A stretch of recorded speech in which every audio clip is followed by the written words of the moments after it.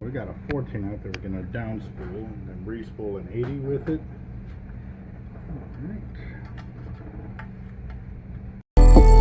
Gotta bite. I think I got a lot of stress on my mind. It's a nice day to go. Yeah, I got a line. I'ma call the whole team.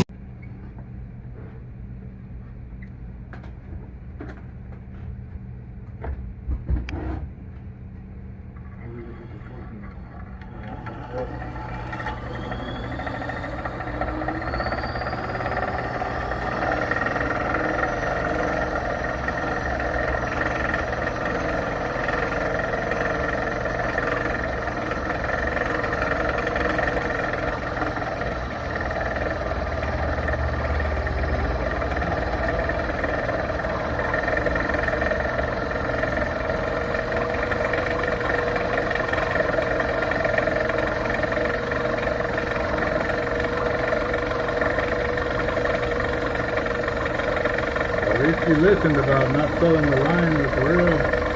Selling the reel.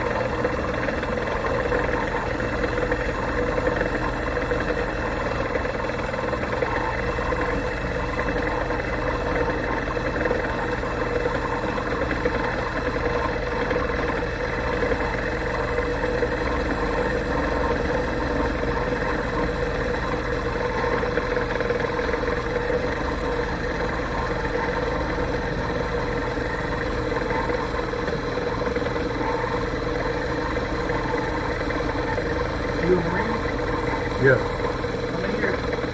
98 to 02, I did 4 years. My grandfather was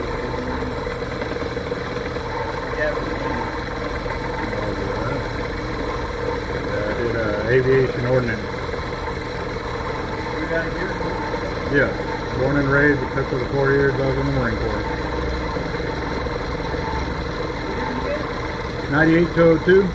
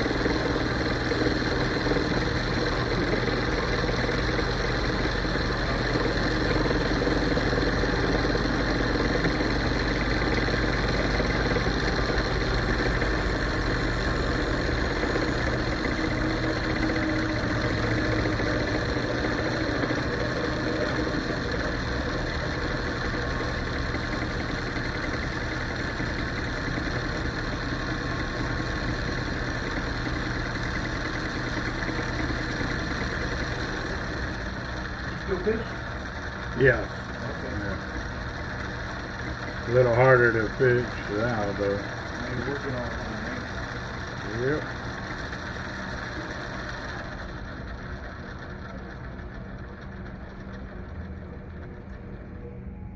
Alright. That's a lot of line. Last Yeah. time it was Yes, sir. 1748. Yeah, So it was remember? last time, yeah. These spools, they weigh them, they don't do the yardage like it or something. We gotta go to the big one. Hmm? They can put on a funny cookie with it. Alright. There you go.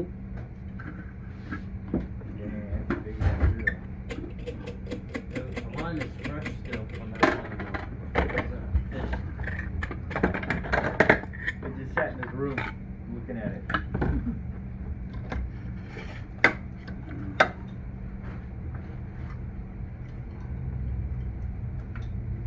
So what made you get out? You did 4 years. I didn't get to go overseas like I wanted to. Got tired of their games of them playing, saying that, well, you don't have enough. Well, first it was like, okay, who doesn't want to go overseas? Raise your hand. All right, the guys that don't want to go overseas, that raise your hand. Pack your gear, you're going.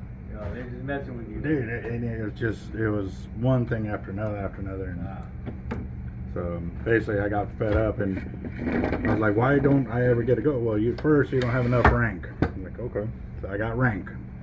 Well, you don't have enough qualifications. So I got all my qualifications. Now you're too overly qualified for the rank you're at. Yeah. What the hell does that mean? Well, we got a staff sergeant. We got a staff sergeant that we can't have you send him to the chow hall because you outrank him because of your qualifications. I said, well, tell him to get off his ass like I have. You know, like, how is he a staff sergeant and not be qualified like I am? Like, well, it's the gun shop and this and that. Like, oh? It's like, yeah. Golly. Man, it's real. There it You goes. had some leftover line, huh? Supposedly not. If there's room, I asked for some Top Shot Go supplies. I don't know, like 130 or 150. Actually, this is, what, 200 on here? Yeah, that's 200 calls Yeah. for. They should fit it all, or? No, you'll probably have leftovers, to tell you the truth. If it was an Avet 80, you would probably take it all. Yeah. Bottom 130. Yeah. Penn, the original. It was. I used to fish pin. I had 12 4-aught HLWs, 2 6-aughts, 1 9, 1 12, 4 International 50 VSW 2-speeds, and yes, pin was the original. It wasn't that. Then you had Daiwa, and those were the two. Yeah. And then I joined the Marine Corps, and while I was up there in Cherry Point, North Carolina, I went into a tackle shop, and I saw these guys harnessed up on a short roller guided rod with a pretty reel like this. It was called a Finnor. Yep. Those And- are really good. Those are nice. So the guy's hooked up to a bucket, and he's the bucket weighs 10 pounds or whatever. And we're like, okay, so I was like, what's so special about that? I don't, see his 10 pounds as being much. And he's like, well, you want to try the deal? I said, yeah, sure. So they harness me up, and they have it in high gear, and they're like, oh, go ahead and start cranking on it. Well, I start cranking on it, and on high gear, and it's hard, you know what I mean? Because, all right, now throw it in low gear. And I threw it in low gear, and I started pulling it up like it was nothing. I was like, wow. Yeah. And so for me, as a shark fisherman, I was like, dude, that would help when we run baits and this and that. And so I'm already looking at how I could use this reel to improve my shark fishing. Yeah. Then I asked him the price tag. I about threw up. Yeah, they're like 5 times more than Penn Senators. I remember them in the 80s. Mm-hmm. Yeah. Well, it was $2,500 for the 50, $3,000 for the 80. Yeah. And I was like, nah, I'm good. But I always remembered that feeling, you know what I mean? I remember the Finnor. I remember the Tycoon. Finnor Tycoon. This one was the Ahab, I think is what it was. Well, I'm from San Diego originally, California. Uh-huh. So fished all kinds of stuff there. right on. Yeah. So I got out of the Marine Corps, came back to Corpus, and I started shark fishing again. So I started buying my gear. I worked offshore, sandblasting and painting, and I started getting into it again. And I was like, man, I need to start buying gear. Well, obviously I bit 4-aughts in my 552s and started rolling all of that. And then as I got a better job, I looked for better toys. And so I got into shark fishing with the bigger reels and stuff, and I had a 12-aught, and I was just heaving, it was work. It was a workhorse. It made you work for it, to reel, to do this, to do that, and I was like, man, there's an easier way, and some of the other guys already had 2-speeds out there, and I was like, you know what, I'm gonna do that. I'm gonna buy me a 2-speed reel, and I'm gonna start putting it into play, and so I did, and obviously I went cheaply. I tried out the Shimano LRSs, there was a Calcutta, there was a Daiwa. Like, I was trying them all out, But again, too, you know, I was partial to Penn because I thought that's what I fished with. So I bought 4 Penn International 50 VSWs, and I started fishing with them. And I think, didn't we have a problem where we couldn't splice this the last time? No, not. Because I had a knot on it right now, and I just cut that off.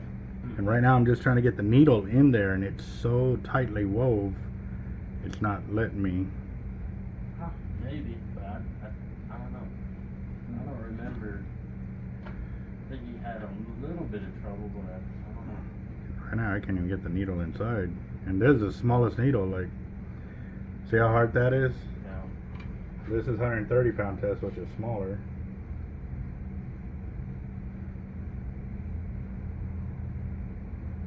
Yeah. Alright. So I started getting into those reels, and like I said, I bought 4 of them, but even on low gear, I could feel that it wasn't giving me everything that I felt with that other reel. So I kept looking and looking, and then one day I was watching that East Coast versus West Coast shark fishing, where they would travel from the East Coast and go to the West Coast and shark fish off of boats. It was about 15-20 years ago when they were doing that show. Well, on one of them, I was watching the finale where they were talking about the at the weigh-in. It was the final one, and they were saying that they landed the winning Mako in 15 minutes on a 50. 15 minutes. Damn. 15 minutes, and so everybody was like, "That's impossible, can't." I go, "Look, they already had multiple fights at the weigh-in, so they're like, look, we're gonna show you the raw, unedited footage, but there's gonna be no fighting, none of this, and when we call the winner, that's it. Like it's done." Well, they showed the raw and edited footage, and yeah, the guy landed almost 1,000 pound Mako in like 15 minutes, and then. Well, as he's driving back, he couldn't overtake the 3 boats that were in front of him, so he had to stay behind. And because he was behind them, he made it into the inner harbor with 3 minutes to spare. Dang.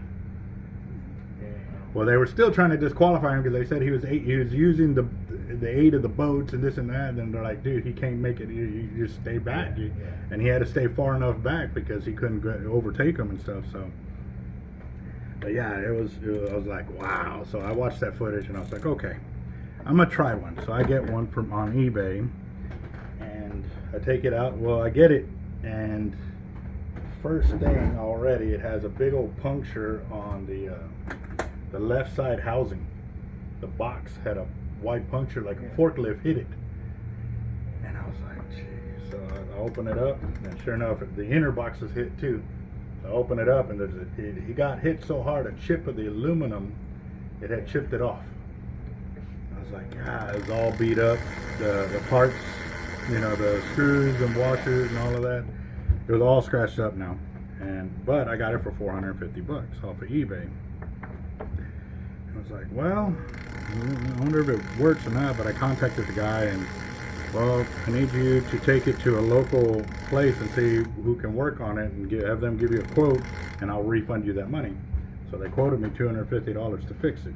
Yeah. So I'm looking at $250 and a $450 reel, which is now $200. And I was like, I wonder how it's going to work, because I'm comparing it to all my other reels that are already all beat up. You know what I mean? So I went to spooling it up, and that's when I learned it held more line than the International did. And then we yacked it out on Friday. On Sunday, we went to go pulling everything in, and the 4 Internationals, they cranked in on low gear to a certain point. And then when I was doing the Avet, it just kept going and going and going. I was like, dude, it's gonna break my rod. Okay. Well, it's finally stopped, and I'm standing off like this, and I look back, and I'm like, dude, look at my Internationals. They had, all 4 of them were barely like this, and this Avet had this rod just bowed over. So that tells me that it's got a better low gear mechanism to make you be able to crank more. He goes, hey bro, look at your Avet. The rod came up like this. It started coming back. I was like, dude, it broke the weight. So I'm cranking and cranking. 45 minutes later, my line comes out of the water, and there's like 4 or 5 more lines behind it. I look over, and all 4 Internationals now standing straight up. This one had caught the same leader tree that all 4 of those were on, but it pulled it by itself, and all 4 Internationals couldn't do it.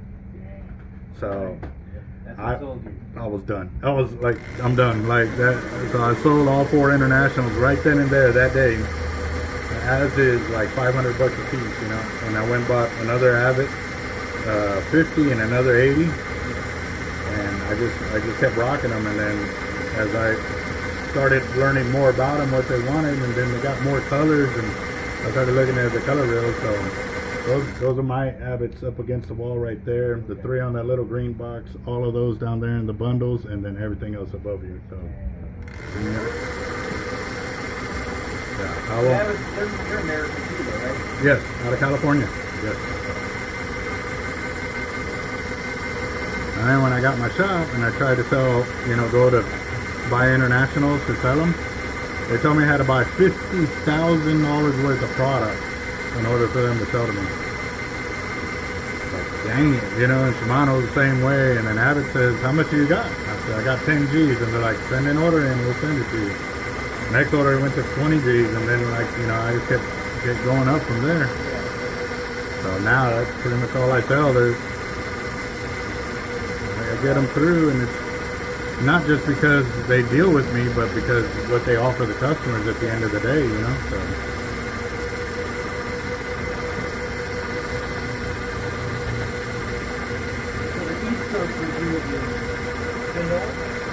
On the East Coast, a lot of guys were all about Fenor up there, yeah. Well, I don't know. The Avets didn't take hold here till about 2006, 2007, when me and my team started using them. And then I caught a world record tiger from Bob Hall Pier with a 80 Avet. And so, yeah, pulled it in, and the first time was an hour and 15 minutes, and then she ran again, and then it was about 15 minutes later I had it back to the pier. So. How big is that? 12.6, 967 pounds. Yeah, yeah.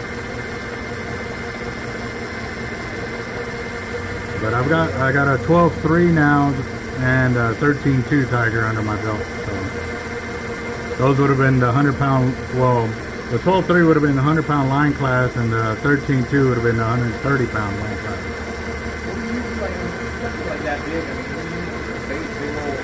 Count stingrays. The whole thing? The whole thing, yeah. Or a big old half of one. The 13.2 came off of blackfin tuna, like a 20-pounder. But I put down out 1,800 yards from the beach. Oh, 1,800 yards? Yeah. So you were out there almost flying That one rig, yeah. I was just 5 miles south of Bob Hall Pier when I kayaked out that bait.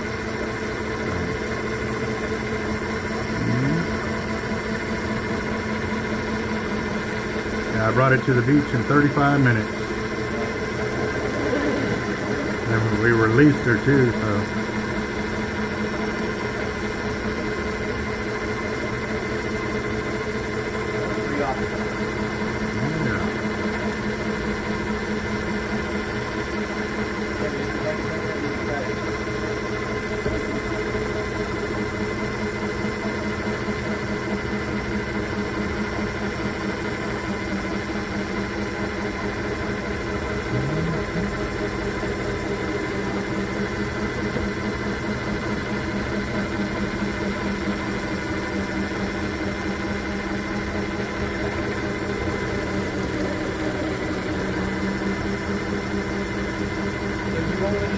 Yes.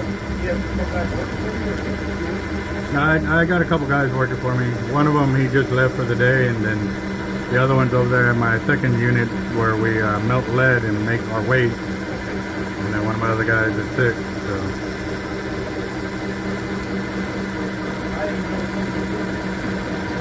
Been here about 10 years now.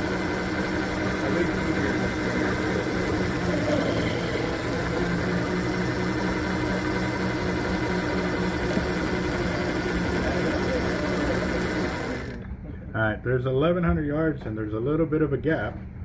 You want that gap or do you not want that gap? That should be fine. Yeah, better have that. You need that gap. Yeah. Right to that. Alright. Just carry top. Let's see if I can try and splice this. Yeah. if it balls up in the middle or something, you're good. See how easy that went in there? Yeah. It wasn't doing that earlier.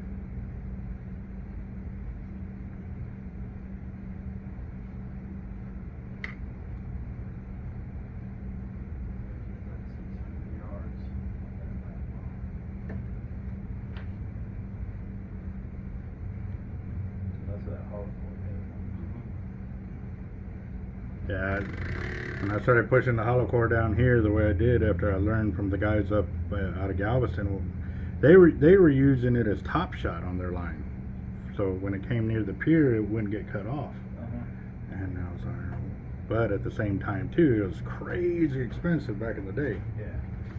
Well, as new companies came out, they helped lower the price of Sure, what it sure. used to be. So now it competes with solid braids, and sometimes even cheaper than solid braids. So, but that's all. This is all hollow core. Dang. Is that where you got the what?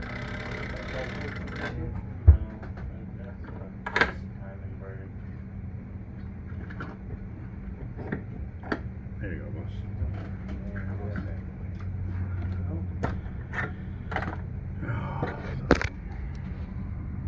1,000 yards, or 1,100. Sorry, 1,100 yards. You had 70